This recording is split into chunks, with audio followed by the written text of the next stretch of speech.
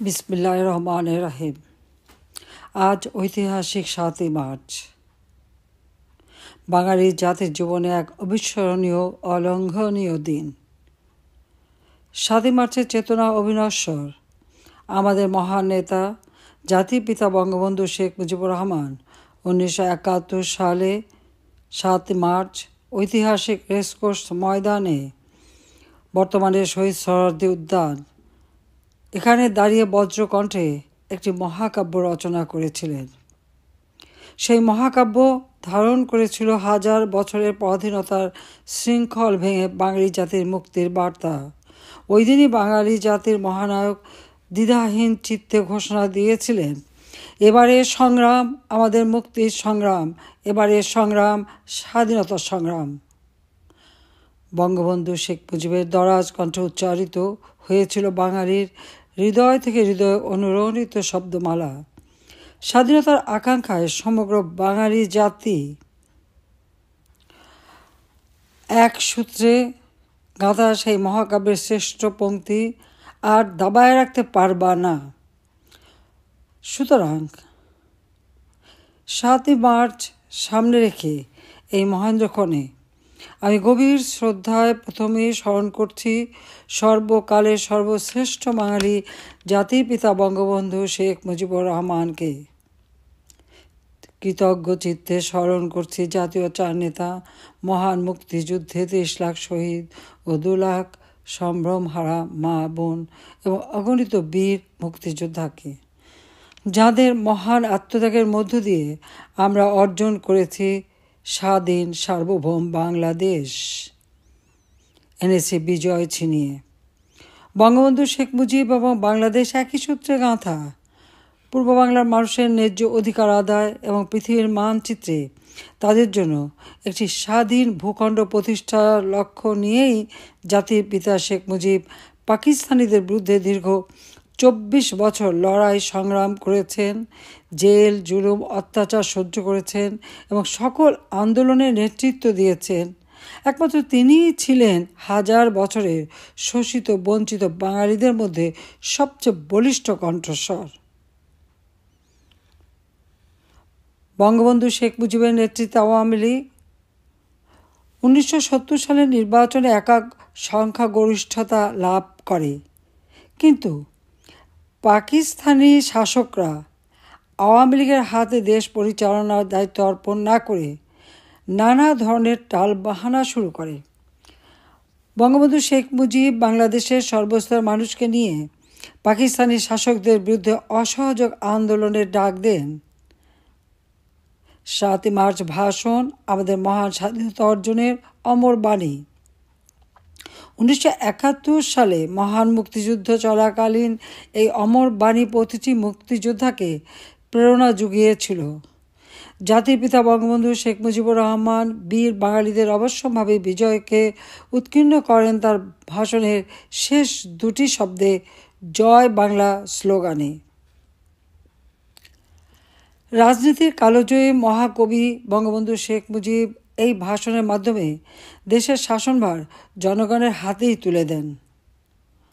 ক্ষমতাকে কী করে নিয়ন্ত্রিতভাবে সকলের কল্যাণে ব্যবহার করতে হয় তাও বুঝিয়ে দেন, শিখিয়ে দেন আত্মরক্ষামূলক কিংবা প্রতিরোধক সমরনীতি, যুদ্ধকালীন সরকার ব্যবস্থা এবং অর্থনীতি। সেই মর্মস্পর্শী বর্জনীনাদ ৭ কোটি বাঙালির হৃদয়কে বিদ্যুৎ গতিতে আবিষ্ট করেছিল। একটি ব্রিটিশ পত্রিকা বঙ্গবন্ধু ভবনকে 10 নম্বর ডাউনিং স্ট্রিটের সঙ্গে তুলনা করেছিল। ৭ই মার্চের ভাষণ শুনে ঢাকায় রাষ্ট্রপতির বাসভবনে বাঙালি বাবুর্চি অসহযোগ আন্দোলন করেছিল এবং পাকিস্তানের প্রেসিডেন্ট ইয়াহিয়া খান তখন ঢাকায়, তার জন্য রান্না করা বন্ধ করে দিয়েছিল। 32 নম্বর বাড়িতে টেলিফোন করে সেখান থেকে অনুমতি নিয়েই কিন্তু তারা সেখানে কাজ করেছিল। জাতির পিতা বঙ্গবন্ধু শেখ মুজিব তার এই অসহযোগ আন্দোলনে এবং ৭ই মার্চের ভাষণে প্রতিটি মানুষকে নির্দেশ দিয়েছিলেন, ঘরে ঘরে দুর্গ গড়ে তোলো, তোমাদের যার যা কিছু আছে তাই নিয়ে শত্রু মোকাবেলা করতে হবে। তিনি আরও বলেছিলেন, আমি যদি হুকুম দেবার নাও পারি তাহলে রাস্তাঘাট যা কিছু আছে সব বন্ধ করে দেবে। পাকিস্তানি হানাদা বাহিনী 1971 সালের 25শে মার্চ নিরস্ত্র বাঙালির উপর সশস্ত্র হামলা চালায়। কারণ জাতির পিতার নির্দেশেই এদেশের মানুষ ইয়াহিয়ার শাসনকে অগ্রাহ্য করে। মিলিটারি ডিক্টেটর ইয়াহিয়ার সকল কর্তৃত্ব বাঙালির উপর থেকে একেবারে তিরোহিত হয়ে যায়। বঙ্গবন্ধু শেখ মুজিব ওই 32 নম্বর বাড়ি থেকে যে যে নির্দেশ দিতেন, বাঙালি জাতি অক্ষরে অক্ষরে তা পালন করত। তাই 25শে মার্চ যখন গণহত্যা শুরু করে, এরপরই সেই রাতে অর্থাৎ 26শে মার্চের প্রথম প্রহরে জাতির পিতা বঙ্গবন্ধু শেখ মুজিব আনুষ্ঠানিকভাবে স্বাধীনতার ঘোষণা করেন। এরপরই তাকে গ্রেপ্তার করে নিয়ে যাওয়া হয়। কিন্তু বাংলার দামাল ছেলেরা যার যা কিছু আছে তাই নিয়ে যুদ্ধে ঝাঁপিয়ে পড়ে এবং পাকিস্তানি হানাদার বাহিনীকে বাংলার মাটিতে পরাস্ত করে 16ই ডিসেম্বর 1971 সালে স্বাধীনতার লাল সূর্য ছিনিয়ে আনে। বাংলাদেশের প্রথম রাষ্ট্রপতি বঙ্গবন্ধু শেখ মুজিব পাকিস্তানের বন্দিদশা থেকে মুক্তি পেয়ে 1972 সালের 10 জানুয়ারি তার স্বদেশ ভূমি প্রিয় বাংলাদেশে ফিরে আসেন। তাঁর স্বপ্নের স্বাধীন বাংলাদেশ পুনর্গঠনে আত্মনিয়োগ করেন। একটা যুদ্ধ বিধ্বস্ত দেশ শূন্য হাতে যাত্রা শুরু করে মাত্র 3.5 বছরেই তিনি বাংলাদেশকে স্বল্পোন্নত দেশে উন্নীত করেন। আমাদের দুর্ভাগ্য, 1975 সালের 15ই আগস্ট জাতির পিতা বঙ্গবন্ধু শেখ মুজিবুর রহমানকে সপরিবারে নির্মমভাবে হত্যা করে। শুধুমাত্র বঙ্গবন্ধু শেখ মুজিবকে না, একই সাথে আমার মা, আমার 3 ভাই, ভ্রাতৃবধূ সহ পরিবারের 18 জন মানুষকে নির্মমভাবে হত্যা করে। এবং এই হত্যার মধ্য দিয়ে 1971 সালে যে শক্তিকে বাঙালিরা পরাজিত করেছিল এবং এদেশের যারা পাকিস্তানি হানাদার বাহিনীর দোসর ছিল, আল বদর, আল শামস রাজাকার বাহিনী গড়ে তুলে এদেশের মানুষকে গণহত্যা, ধর্ষণ, নির্যাতন, অগ্নিসংযোগ করে স্বাধীনতার প্রতিটি ক্ষেত্রে প্রতিবন্ধকতা সৃষ্টি করেছিল, তারাই যেন পরাজয়ের প্রতিশোধ নেয়। শুধু তাই না, 15ই আগস্ট জাতির পিতাকে হত্যার পর বাংলাদেশে হত্যা, কুষড়যন্ত্রের রাজনীতি শুরু হয়। 7ই মার্চের ভাষণ নিষিদ্ধ করা হয়। জয় বাংলা স্লোগান নিষিদ্ধ করা হয় এবং আমাদের স্বাধীনতার ইতিহাস এবং ভাষা আন্দোলনের ইতিহাস থেকে বঙ্গবন্ধু শেখ মুজিবের নাম মুছে দিতে উদ্যত হয়। তবে বাংলাদেশের মানুষ কিন্তু থেমে থাকেনি। জীবনের ঝুঁকি নিয়েও ওই 7ই মার্চের ভাষণ প্রতি বছর তারা বাজাতে শুরু করে। 1996 সালে দীর্ঘ 21 বছর পর আওয়ামী লীগ রাষ্ট্র পরিচালনার দায়িত্ব গ্রহণ করে জনগণের ভোটে নির্বাচিত হয়ে। গণতান্ত্রিক অধিকার ক্যান্টনমেন্ট থেকে জনগণের হাতে ফিরিয়ে দেয়। জাতিপিতা বঙ্গবন্ধু শেখ মুজিবুর রহমানের খুনিদেরকে অবৈধভাবে ক্ষমতা দখলকারী মিলিটারি ডিক্টেটর জিয়াউর রহমান দায় মুক্তি অধ্যাদেশ দিয়েছিল এবং যুদ্ধাপরাধীদের যে বিচার শুরু হয়েছিল সেই বিচার বন্ধ করে দিয়ে তাদেরকে মুক্ত করে দিয়েছিল। কিন্তু আওয়ামী লীগ ক্ষমতা আসার পর বঙ্গবন্ধু শেখ মুজিবুর রহমানের হত্যাকারী এবং যুদ্ধাপরাধীদের বিচার শুরু করে এবং এই বিচারের মধ্য দিয়েই বাংলাদেশে বিচারহীনতার যে কালচার শুরু হয়েছিল তা বন্ধ হয়ে যায়। ন্যায় বিচার প্রতিষ্ঠা হয় বাংলাদেশে, দেশে আইনের শাসন প্রতিষ্ঠা হয়, জাতি গ্লানিমুক্ত হয় এবং আমরা বিশেষ করে আওয়ামী লীগ সরকার সংবিধান সংশোধনের মধ্য দিয়ে ঐতিহাসিক ৭ই মার্চের ভাষণকে সংবিধানের ১৫০(২) অনুচ্ছেদে ৫ম তফসিলে অন্তর্ভুক্ত করি। স্বাধীনতার ঘোষণাপত্র যেটা ১৯৭১ সালে ১৭ এপ্রিল মুজিবনগরে যেটা পাঠ করা হয়েছিল, গ্রহণ করা হয়েছিল, সেই ঘোষণাপত্র আমরা সংবিধানে সংযুক্ত করি, কারণ এটা একটা ঐতিহাসিক দলিল। ৭ই মার্চের ভাষণ, এই ভাষণ বাঙালি জাতিকে উদ্বুদ্ধ করেছিল। ২০১৩ সালে একজন আন্তর্জাতিক খ্যাতিসম্পন্ন সাংবাদিক এবং দার্শনিক জ্যাকব এফ ফিল্ড বিশ্বের বিভিন্ন ভাষণ নিয়ে গবেষণা করে। প্রায় ২.৫ বছরের বিশ্বসেরা জনগণকে উদ্বুদ্ধকরণের ক্ষেত্রে সরকারি, বেসরকারি অথবা সামরিক যত নেতৃত্বের ভাষণ দেওয়া হয়েছিল সেগুলি নিয়ে গবেষণা করে তিনি একটি সংকলন তৈরি করেন। সেই সংকলনটির নাম দিয়েছিলেন we shall fight on the beaches, the speeches that inspired history.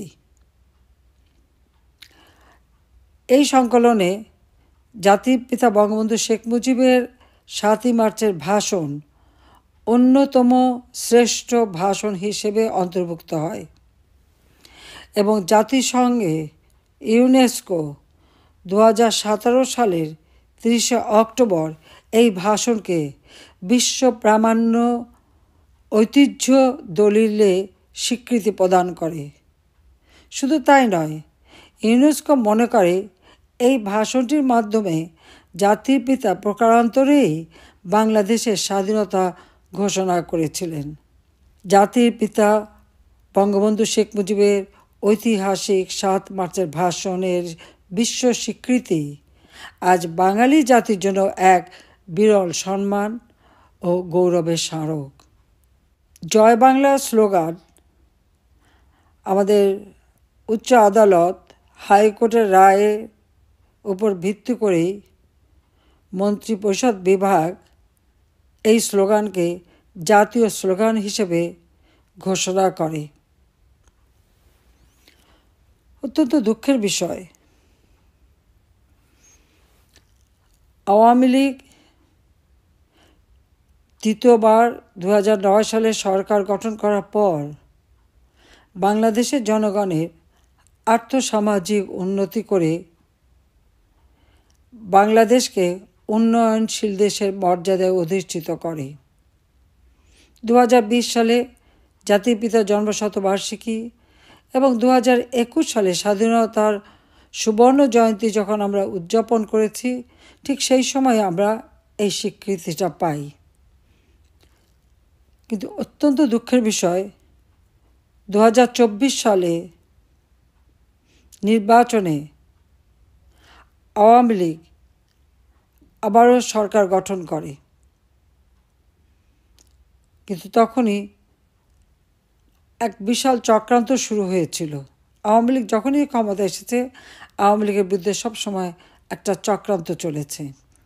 আর এই চক্রান্তের মধ্য দিয়েই আজ বাংলাদেশে অবৈধ দখলদার ফ্যাসিস্ট ইউনূস বাহিনীও দেশবিরোধী ও স্বাধীনতা বিরোধী পাকিস্তানি ভাবধারায় পরিপুষ্ট গোষ্ঠীকে প্রত্যক্ষভাবে মদত দিচ্ছে। সংবিধান লঙ্ঘন করে অবৈধভাবে ক্ষমতা দখল করে বাংলাদেশের গৌরবের ইতিহাস, বিজয়ের ইতিহাস, স্বাধীনতার ইতিহাস একে একে মুছে ফেলার চেষ্টা করা হচ্ছে। এমনকি জাতির পিতা বঙ্গবন্ধু শেখ মুজিবুর রহমানের যে